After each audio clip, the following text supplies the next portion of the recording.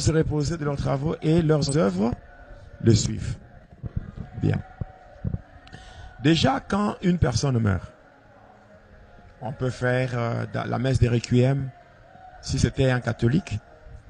Il y a d'autres qui peuvent faire une exhortation, non pas pour s'adresser aux cadavres, mais pour s'adresser à ceux qui sont encore en vie, pour leur dire de se préparer, parce que ce qui vient d'arriver à l'autre arrivera aussi à tout le monde.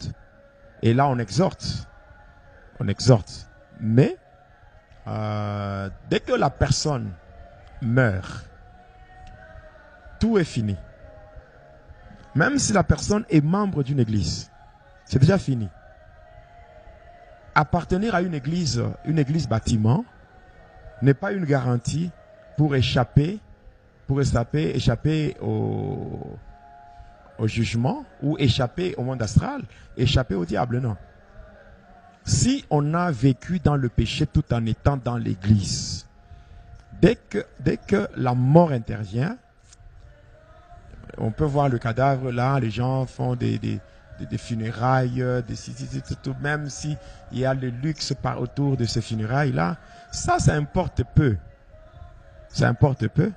Déjà, la personne elle-même pleure. Même quand vous allez au cimetière, hein, même quels que soient les honneurs liés aux obsèques, la personne pleure parce qu'elle connaît déjà là où elle part, cette personne. J'avais déjà parlé de ça, le mystère de la mort. La personne part et là, on va l'enterrer.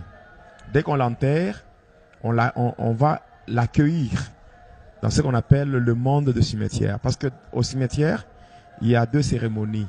Il y a la première cérémonie qu'on appelle monde de cimetière, cérémonie à tombeau fermé et cérémonie à tombeau ouvert.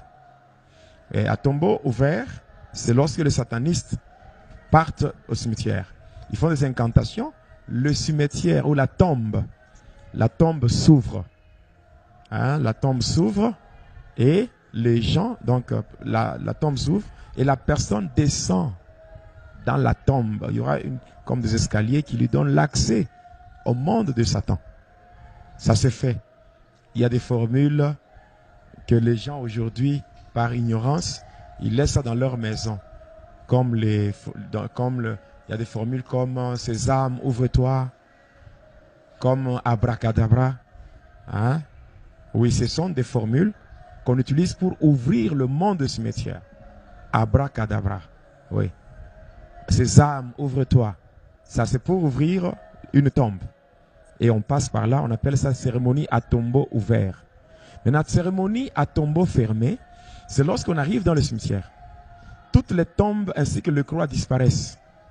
Et ça laisse place à un autre monde. On appelle ça le monde de cimetière.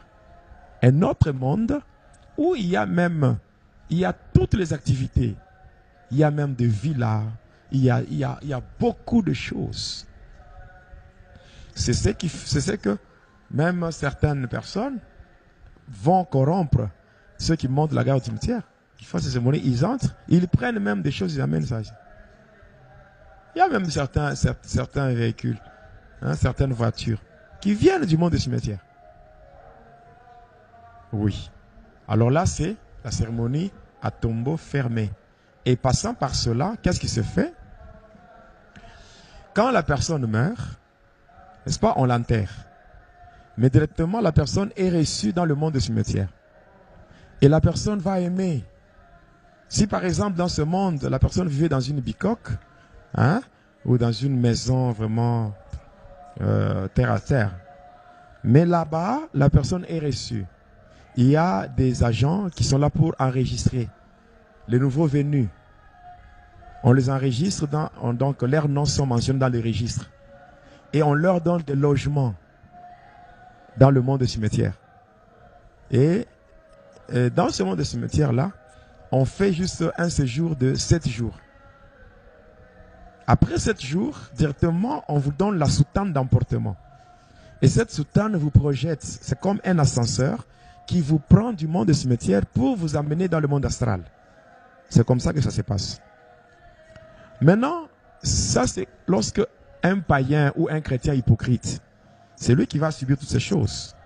Mais un chrétien né de nouveau, un chrétien qui a marché avec Jésus, qui a marché dans l'honnêteté, l'intégrité, la fidélité, dès qu'il meurt, ce chrétien-là, d'abord, quand on l'enterre et que la nuit, les sorciers viennent là au cimetière pour faire des cérémonies, la tombe ne s'ouvre pas. Ça ne s'ouvre pas. Vous savez, quand Dieu avait enterré Moïse, le diable était venu pour réclamer le corps de Moïse. Mais Dieu a dépêché un ange qui s'est disputé pour empêcher au diable de toucher au corps de Moïse. Le corps d'un chrétien, on ne peut pas le profaner par les agents du diable. Jamais. Et puis quand un chrétien meurt, on ne le voit même pas dans le radar. On le voit même le diable ne peut pas le voir. Quand un chrétien meurt, il y a un cortège des anges qui viennent prendre. Les anges qui viennent. Vous souvenez-vous de Lazare? Quand il est mort, il y a eu un cortège des anges qui sont venus le prendre. Donc c'est un mystère que même le diable n'a jamais compris. Il n'y a aucun sataniste qui peut démontrer ça. Ça, c'est un mystère qui reste caché par Dieu lui-même. Et c'est ça même, c'est un privilège que le Seigneur accorde à ceux-là qui le craignent. Et j'encourage ceux qui me suivent et ceux qui me suivront de rester attachés à Jésus. Même après la mort, il n'y a rien de maléfique qui sera fait. Rien. La deuxième question, c'est lié à la sorcellerie. La sorcellerie. Vous savez, aujourd'hui, l'œuvre de Dieu, c'est quelque chose qui ne peut pas se faire avec complaisance.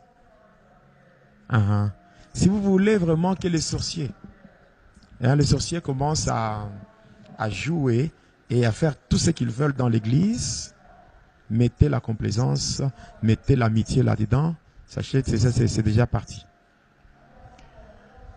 Dans l'église de Dieu, même dans le staff, tout doit se faire selon l'orientation de Dieu. Je peux avoir un ami avec qui on a grandi. Ce n'est pas parce qu'il vient me rejoindre à l'église que je dois directement lui donner un poste ou une fonction. Non. Si le Seigneur ne l'a pas désigné pour telle fonction, mais je vais le laisser là-bas, dans les bancs, comme une brebis ordinaire. Il faut avoir la révélation lorsqu'il est question de faire le collège ou le staff dirigeant. Parce que les sorciers ont plusieurs missions au sein de l'église. La première mission, c'est bloquer le projet de l'église. L'église peut avoir des projets. Maintenant, les sorciers, pour arriver à cela, qu'est-ce qu'ils font? Ils doivent se disputer, tout cela, afin qu'on leur donne des postes importants. Or, l'élévation ne vient pas des hommes. L'élévation vient de Dieu. Si Dieu trouve que telle personne est compétente pour assumer telle fonction, Dieu lui-même va orienter les choses de sorte que la personne se retrouve à la place indiquée. Maintenant, si on commence à le faire